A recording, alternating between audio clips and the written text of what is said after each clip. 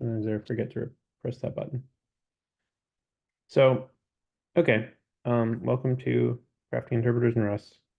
We are uh we've just finished enough of the evaluator that we can run a basic program to print Fibonacci numbers. So that's what we did last time. And now we are doing a little bit of uh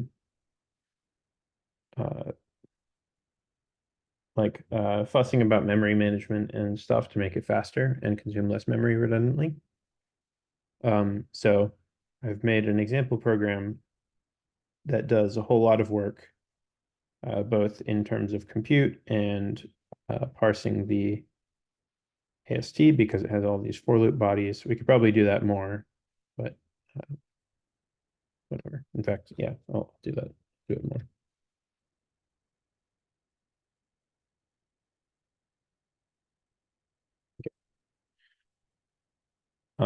So this program we're using just sort of as a benchmark for whether the whether it makes a difference to get rid of these.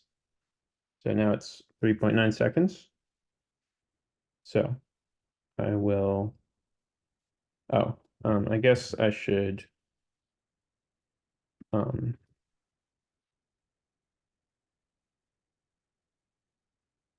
could ignore the fib program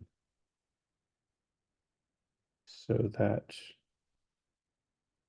when I change between different versions, it doesn't try to save the change to the fib.logs. Okay. So I don't know. Yeah, just put this somewhere.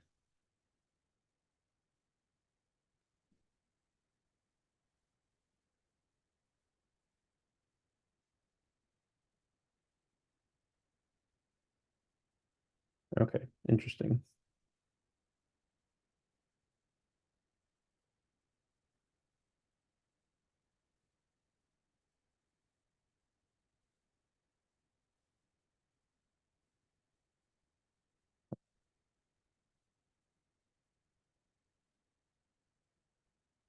All right.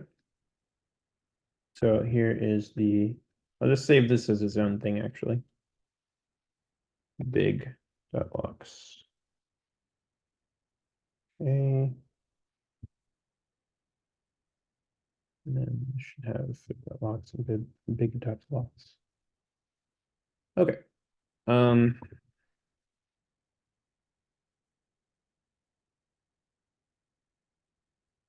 So yeah, again, let's remember this command to run it.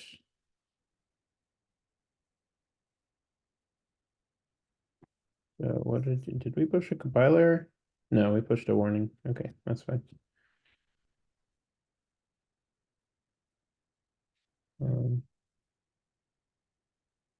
So there okay, we're still running fib.logs. So let's run big.logs. All right. That's that question answered. So going from, let's see what happened just there. So what we did between what I just ran and this version is we made it so that eval expert here it doesn't consume an expression, it takes a reference to an expression. And as a result, it didn't have to do a lot of clones on the inside. And then we also did interpret statement takes a reference to a statement instead of consuming it.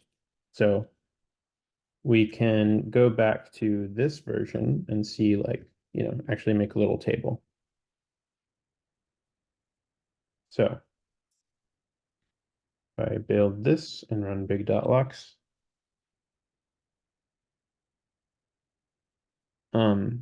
okay. So most of the work was saved in eval expert by making this not consume the expression. So I'll just write down the results of this timing here. So if I go over here, This is when we first got it working. Run that.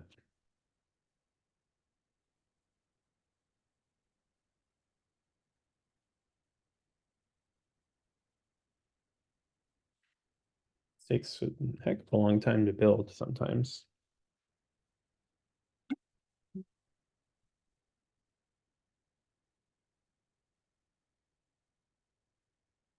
Okay, 3.9 seconds.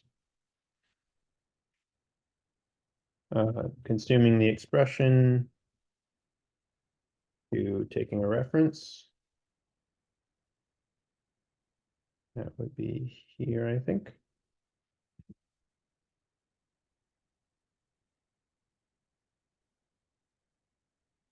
2.2 seconds.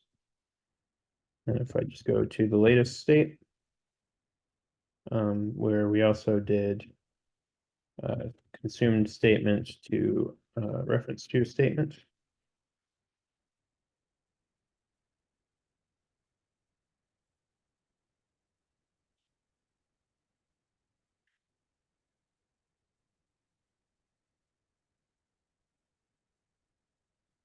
Also 2.2 seconds. So most of the work for this program anyway was saved when we did this change. I believe we can keep going. Let's see, because we have something else called interpret, which takes, let's see, this is a vector of declarations right now that it consumes. It should be this, a slice of declarations. So let's try to figure this out.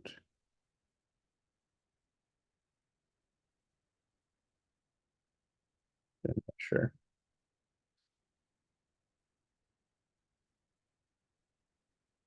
Value X, value X.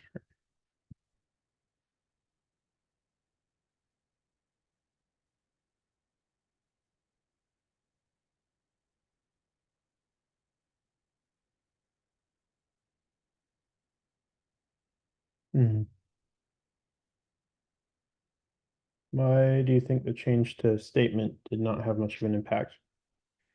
Because we call it much less, at least for this program.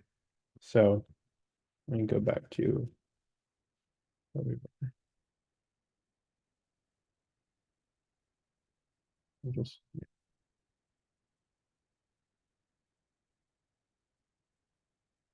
what was all this?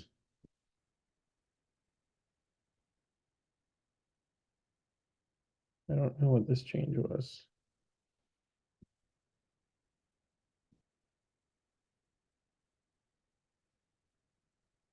Build right now?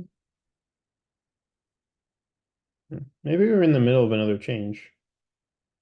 I don't understand where this came from. This looks like we've gone back. Okay. Yeah, okay. So let's think about when it compiles this program, or interprets this program, what is it actually doing?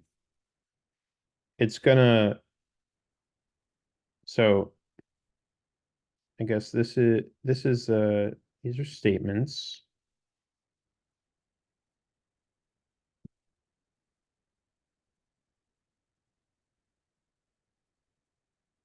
I guess, let's see. So it should be, I think, calling interpret statement on a bunch of these things. We can print out how many times it does each. That might be helpful. Because I'm just claiming that it evaluates expressions more, but I don't actually know.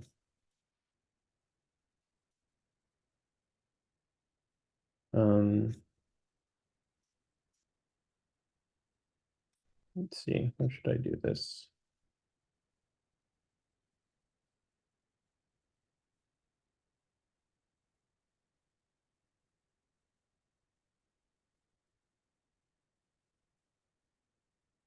I guess what I can do is just toss another thing in global state.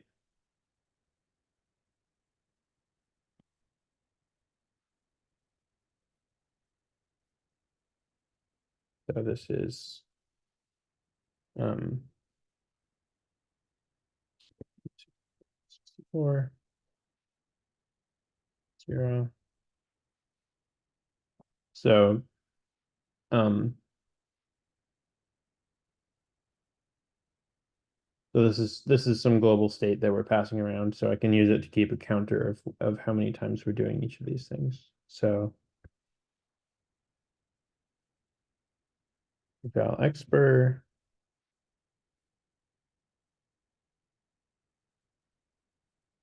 I can say state dot 1.2 plus equals 1. And then for interpret statement, state dot 1 plus equals 1. This is just for testing purposes. So then at the end, I just have to figure out somewhere to print state, I guess in the run function.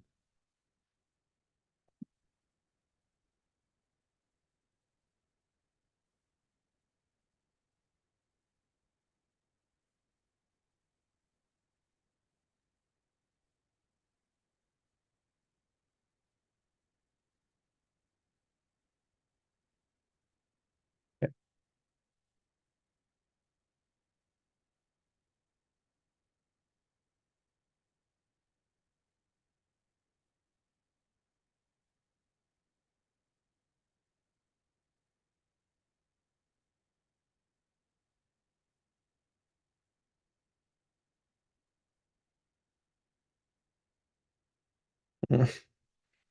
Okay, well, this is interesting.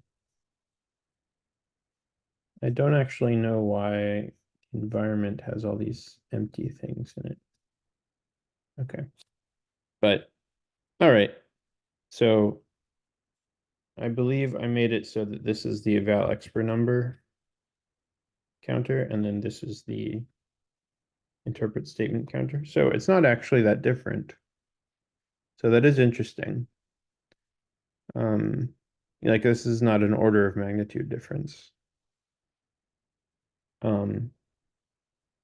So let me actually look at the code change that these commits correspond to.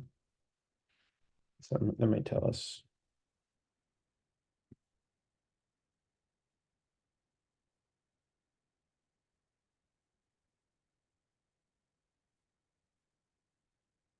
So here we changed, this looks like stuff in the environment.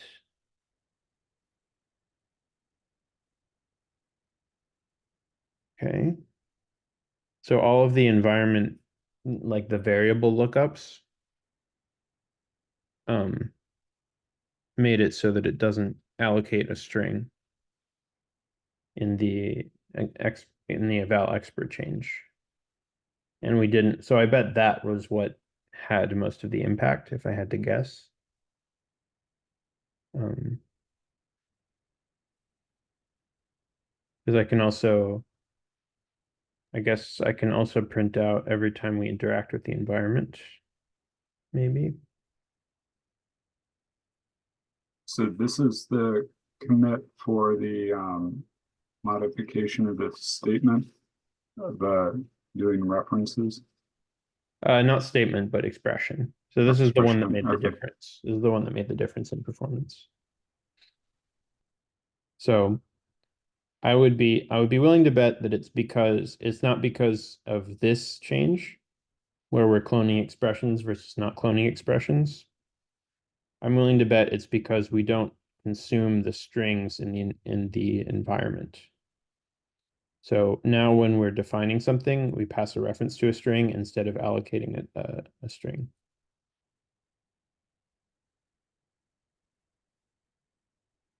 Although I suppose this means, this does mean allocate it, doesn't it? That's interesting. Maybe it doesn't actually have to do it. I'm not sure. So would that mean that the clones for the expressions and statements may not be that costly in relation to the strings? Yeah, is doing a variable lookup. Because I guess remember that like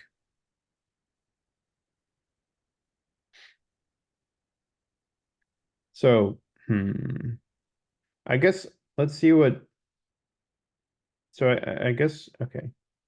I want to see like what the ratio of these things is. So this is the number of statements it did. This is the number of expressions it evaluated. So it's about 2 to 1. Yeah.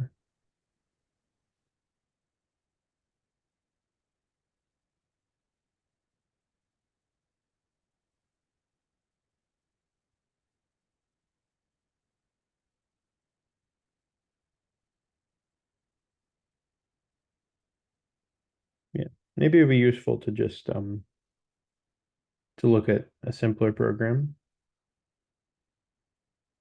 So I'll just take one of these loops. So I want to see which things scale with the amount of computation it's doing and which things scale with the size of the program.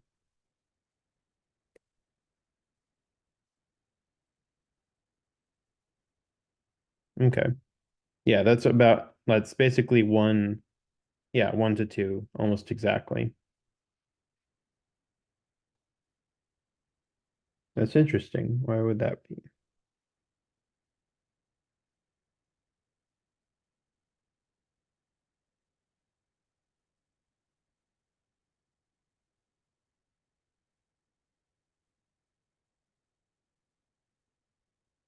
Hmm. Yeah, and also what's with all these? We're only using these. Maybe, let's see. That seems like a bug.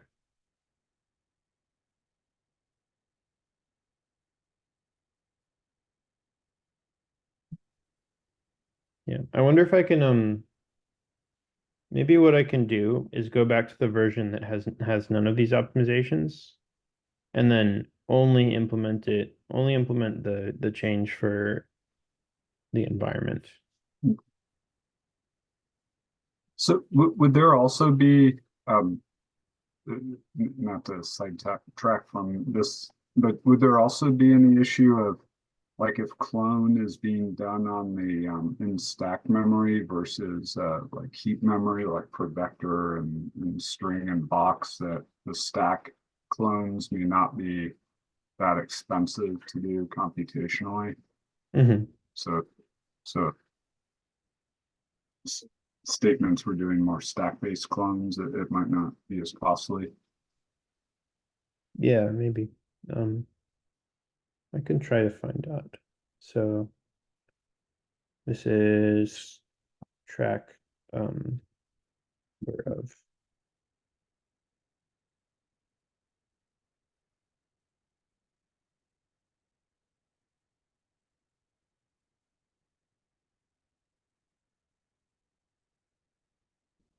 This will be going to be here.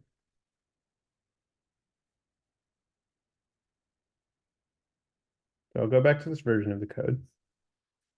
And I'll go in and I'll just do the version where this requires a reference to a string. Fix all of the places there. So here we had to do name.toString. So on the insert side, we still had to insert till still takes it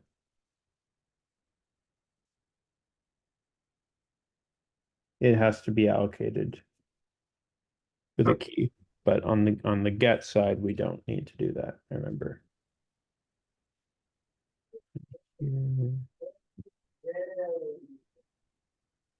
Okay. All right.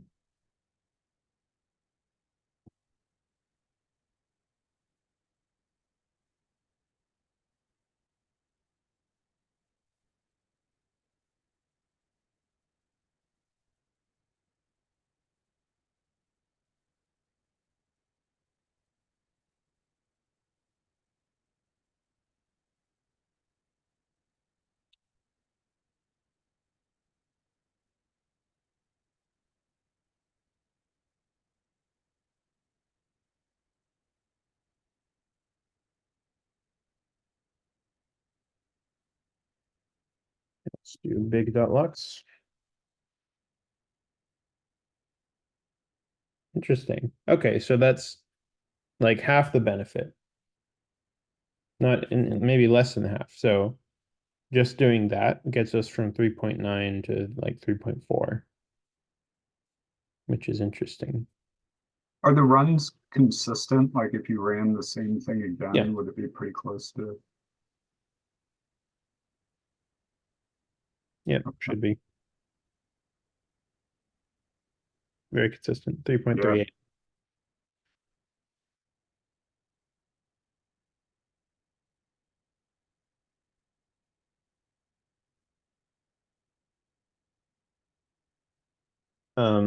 Let's see what happens if I don't print anything.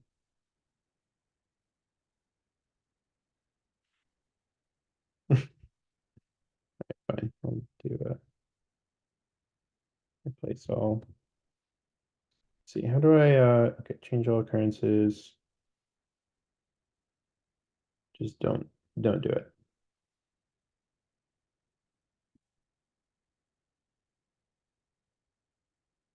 Okay. 2.7 seconds. So we're not really bottlenecked by the time it takes to get to the terminal. It's just the stuff, the computation it's doing.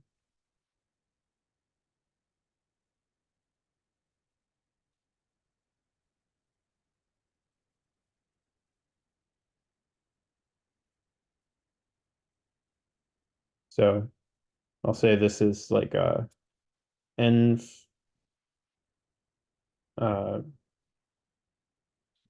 yeah, this is for eval expr. And this is interpret statement. This is env changing string to reference to string. 3.38. 3.4. That's interesting. So that means a lot of benefit is actually coming from just changing the type of, so it doesn't consume an expression. So stopping doing the cloning there. Yeah.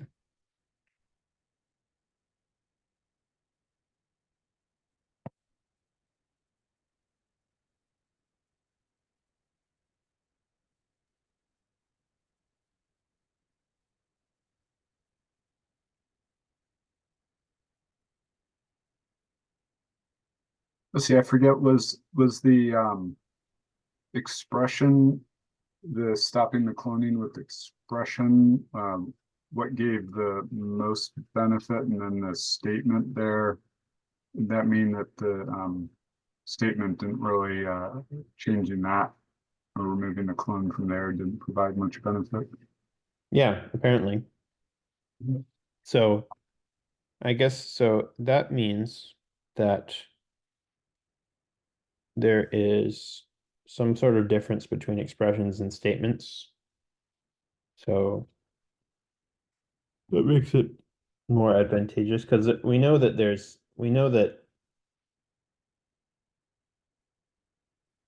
let's see, I guess it also depends. It doesn't just depend how many times we evaluated thing. It depends how many times we cloned it because some of them I don't think we needed to clone.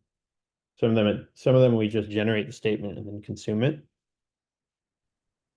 But other times we needed to clone for like a loop or something.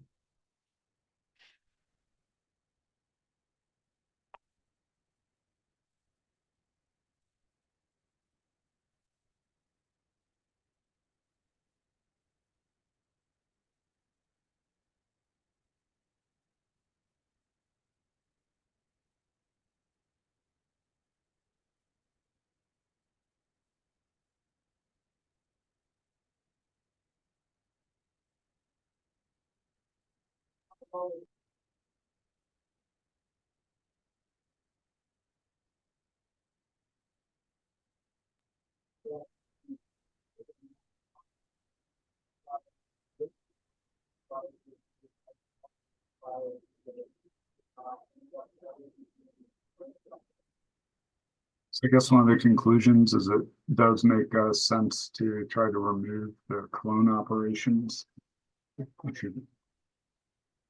Because of the speed increase. Yeah, yes. It always helps to okay, so that's this is 1.9 seconds for the version that doesn't print instead of 2.2. So yeah, that doesn't make a huge difference.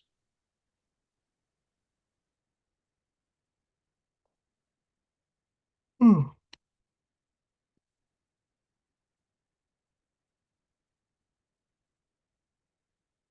right, so let's look at the commit that for some reason didn't affect anything.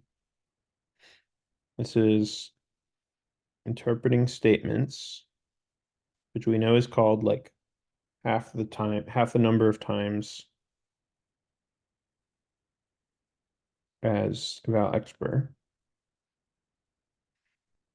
Body.clone.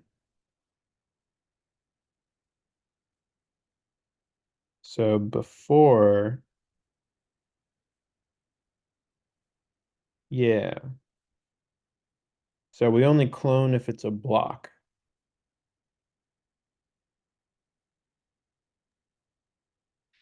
Whereas for, okay, actually, no, we have something else here. We interpret, we clone for a while statement. And then we call while statement here. Is that only called once, like for a loop, or is that like each I forget each iteration of the loop? It should only be once at the beginning because we basically, so we have for loops here. The for loops get turned into, interpreted as a while loop, desugared. And then here, oh, actually, yeah, okay. Yeah, so it calls interpret statement once per iteration of the loop. I guess because so we are not doing a clone for each iteration of the loop. So somehow that didn't make a difference, which is crazy.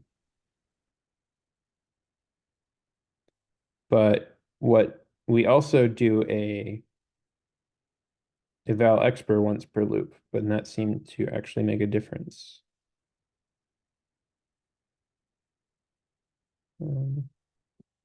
That's outdated.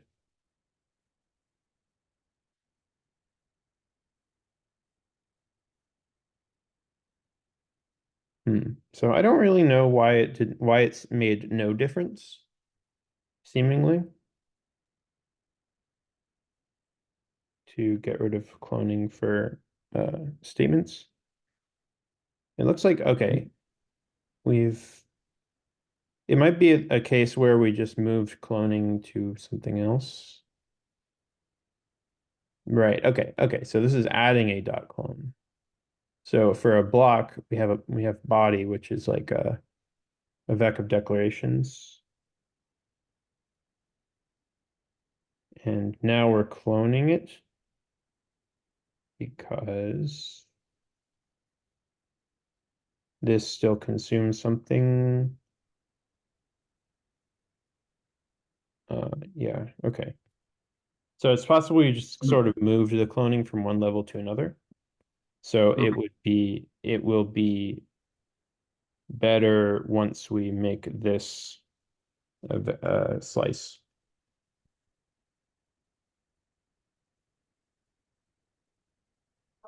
I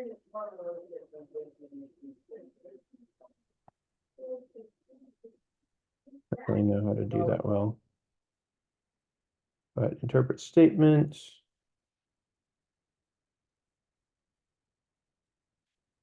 Oh, I'm on the wrong commit.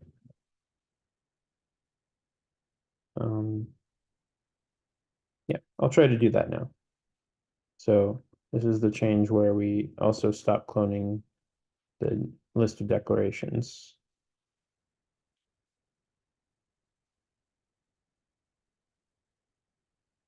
Okay, so what are we going to get into here? Can you tell me the error there?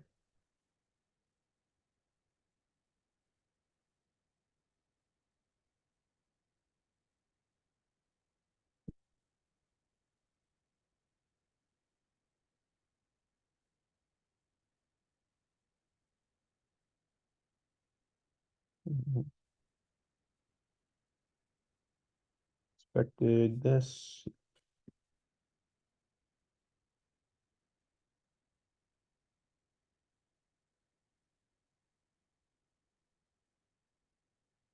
Okay. Here we're doing this and you no longer need it.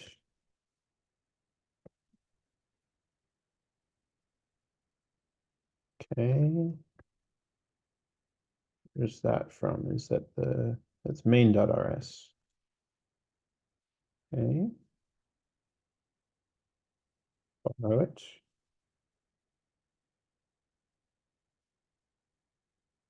Okay, so I think it compiles now.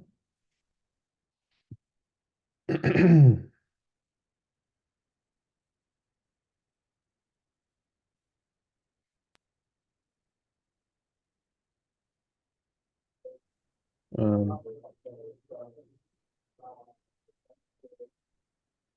okay, there we go. There's the benefit. So, yeah, it basically, I think the answer is because we stopped cloning at one level, we started cloning at another level. So we stopped cloning statements, but we started when we get to a block, which we do a lot in this program because there's all these for loops. We were cloning the inner body. And now we're not, which means that we actually get the benefit. So in interpret,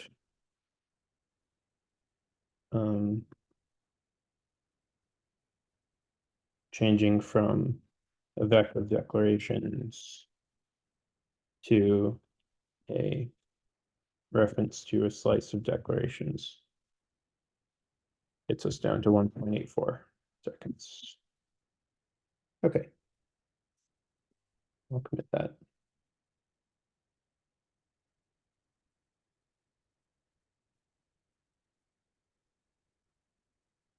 Oh, I suppose I should make sure we're actually passing tests. We are not. I need to go change some of these things. Probably just borrow them. Right? Okay, yeah, it's fine with that.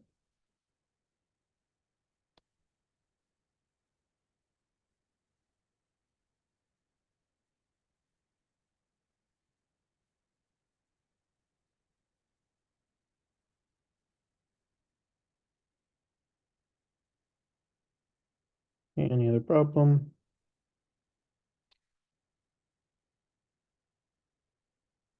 Are you going to look at why env stack is growing? Sure, I'll do that. Just track when stuff's being put on it. Okay. Still failing the same one that we always fail, which we'll fix someday.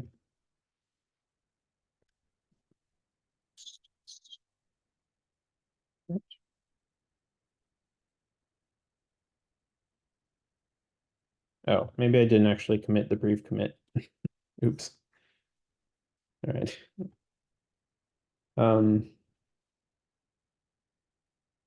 Okay. Well, it's committed now. So yeah, let's look at why that stack is being weird. Or env stack. So what it looked like to me is that it didn't. Yeah, let's go back to the version that prints it. So I call it like performance eval. Merge main.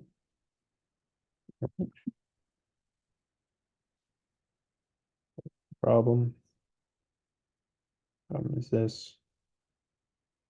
I want this line and not the rest. Okay.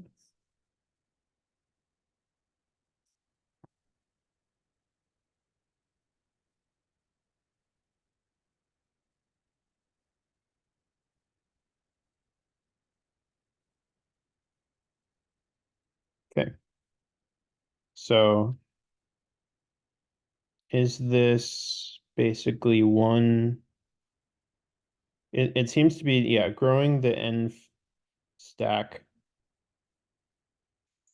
I'm not sure if it's for each iteration of the loop. Let's use a simpler program for this.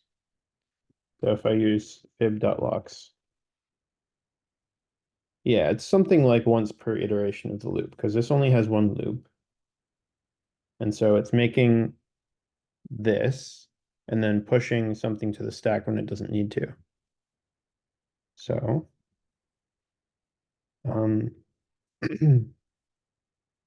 let's see when we push stuff to the stack. So,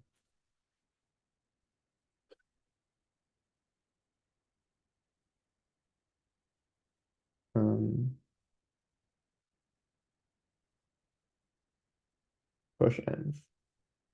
That's when we do that. So go to references. So it's when we reach a block that we push the env. So maybe we need to call pop env somewhere.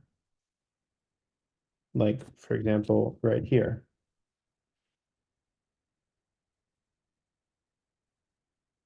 And that doesn't exist. So stack.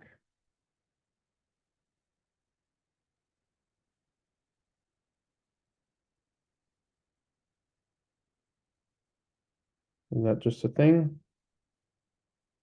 Oh yeah, okay. Pop. And then expected unit type found this. Okay. Let's just throw it away. Throw away the result. No do handle pop error.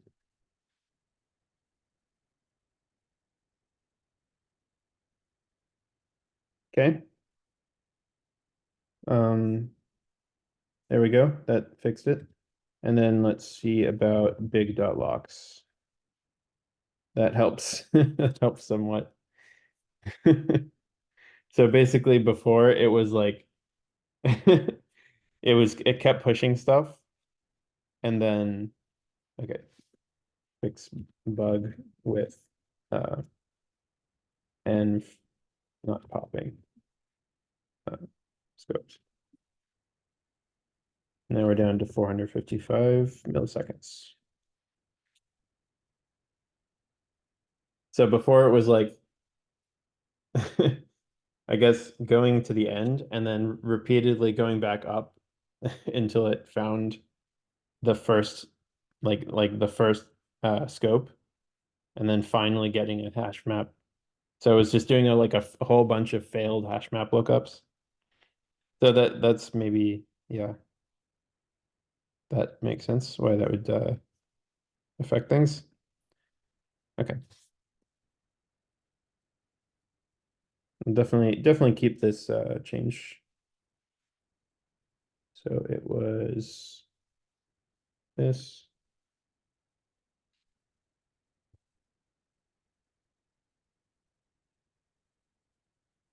Oh, yeah, I'll just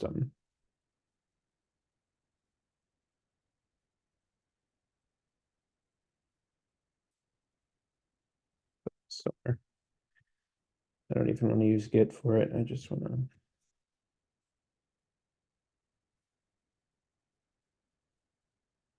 this reset main and then put back the changes.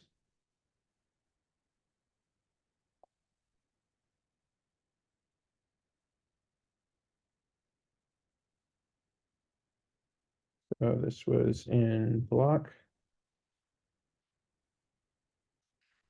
Hilarious. All right. Make sure all the tests work.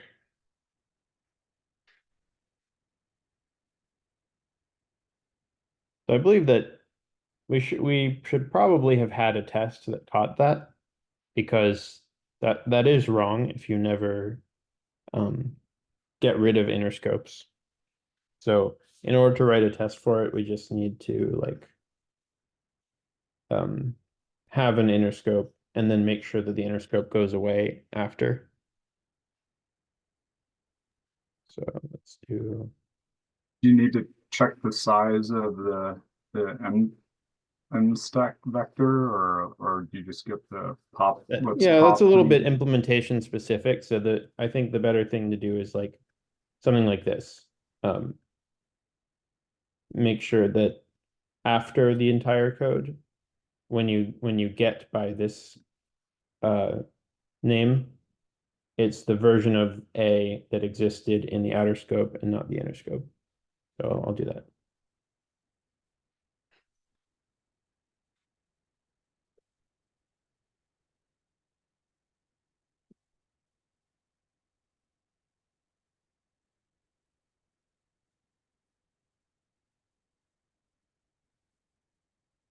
Let's see, does that actually work? So let's see. So inside the scope, var A equals 2. I don't know if that'll fail or not. And then we want it to be 1 here.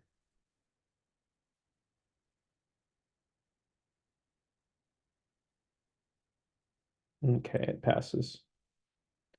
Let me just make sure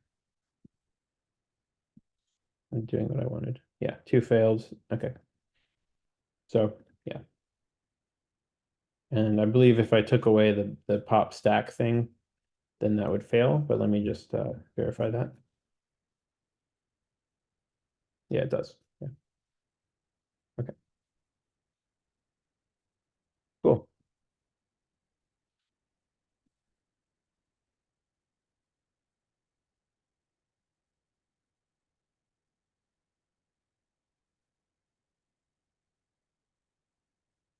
All right. Now, is there anything else we can think of?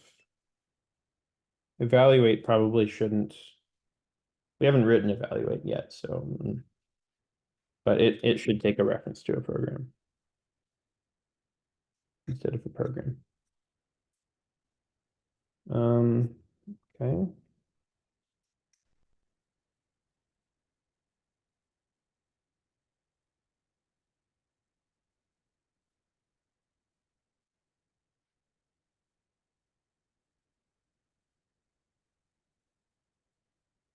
Okay.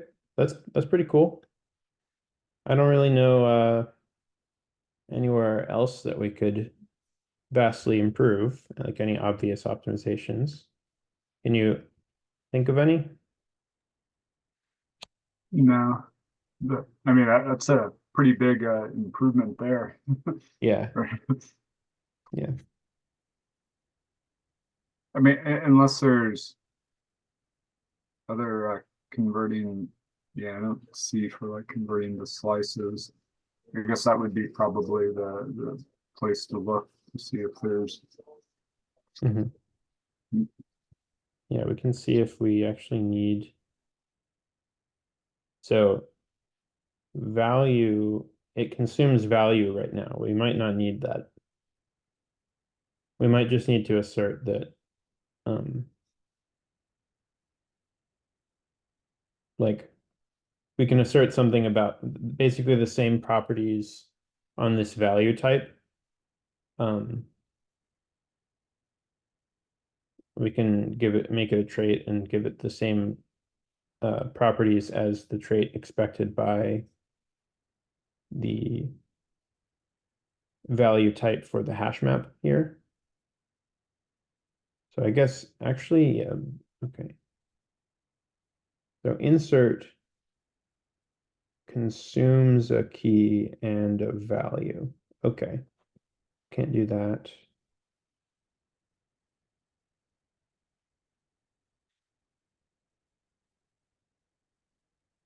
This,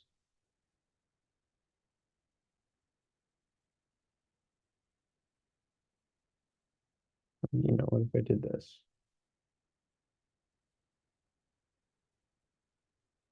Yeah, okay.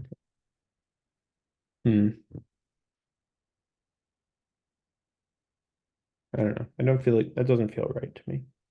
I'm not sure.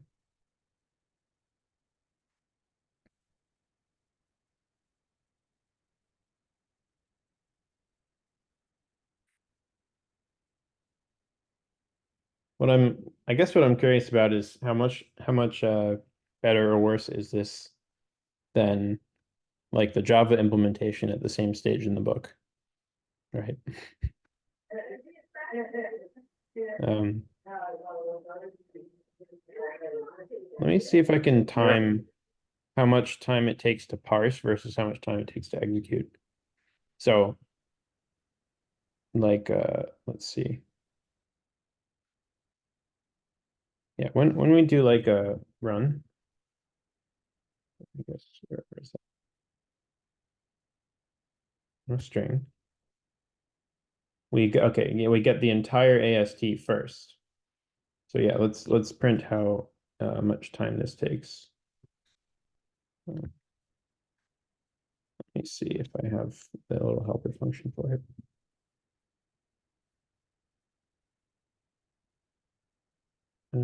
Yep.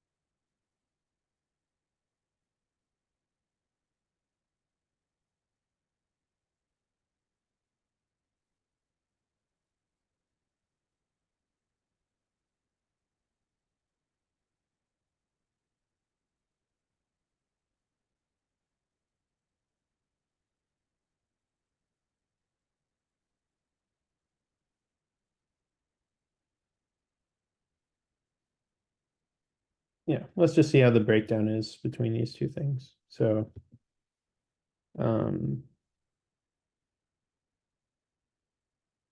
it still compiles and everything.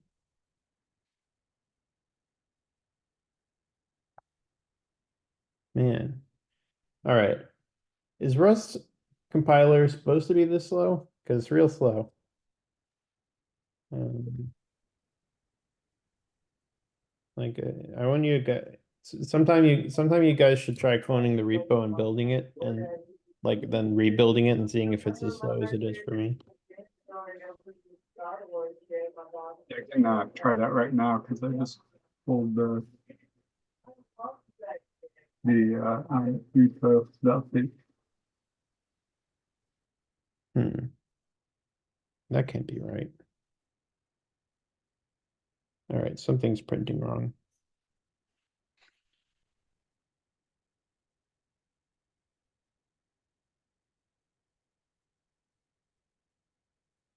If the whole thing only takes, if the whole thing takes 500 or 450 milliseconds, how can it be that this only took 29 milliseconds? That just cannot be right. Maybe this is wrong. Well, there's no print statements in there, right? Like for making the AST.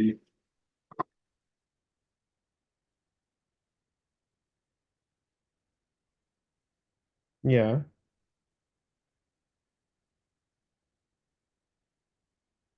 It was the issue the interpreting that it seems like there's too much time for the execution versus the parsing of the abstract syntax tree.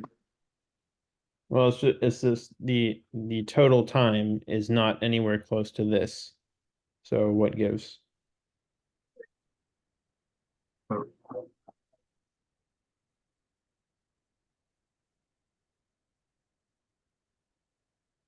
And maybe it's oh, I something see. with this.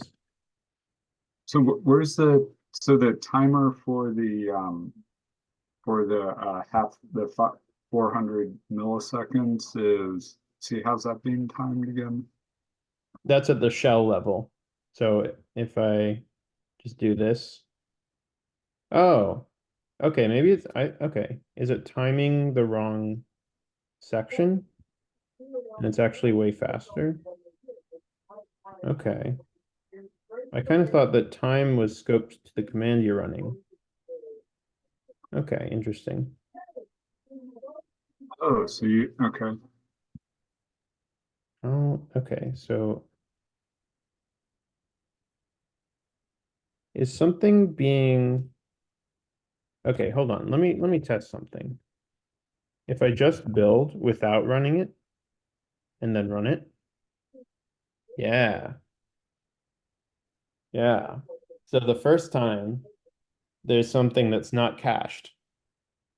So it executes in 450 milliseconds. The second time it's way faster. Uh, Like 10 times faster. It's crazy.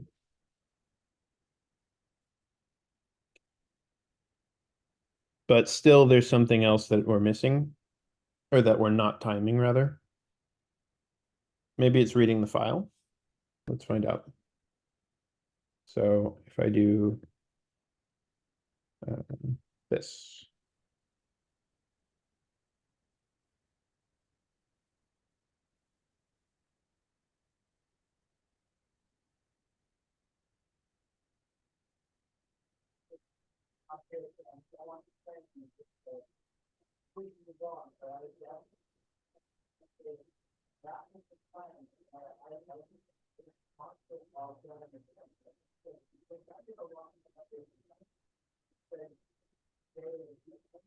The slowest part of all of this is just waiting for Rust to build. And then I run the thing that I've been doing. Okay. So scroll over. So just to make sure this was fast or this was slow. Yeah, it was 450 milliseconds. And then we timed run program took 30 milliseconds. And the only other thing it does is load the file. So my conclusion is that loading the file is most of that time. So, okay, I skipped it. Let's make a new window.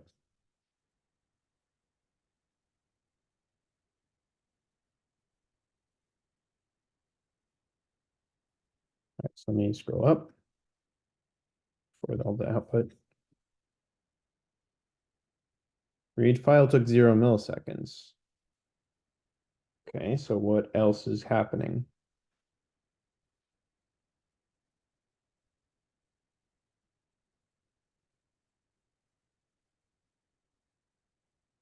What am I missing?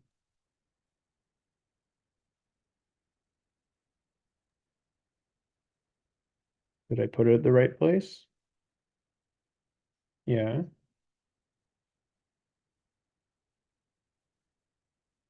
Build AST took 2 milliseconds, and then I do it again.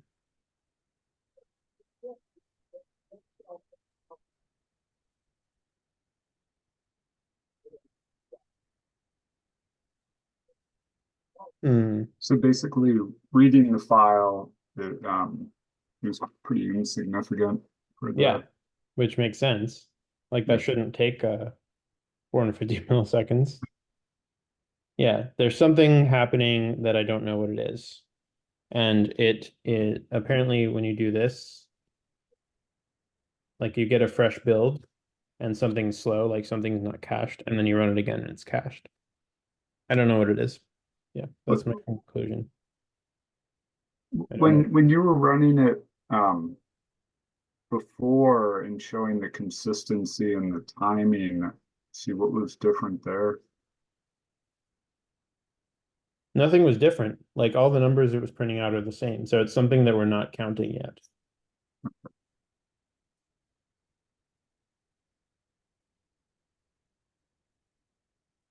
Is it with loading the executable the first time in the memory, like Yeah, it something could be.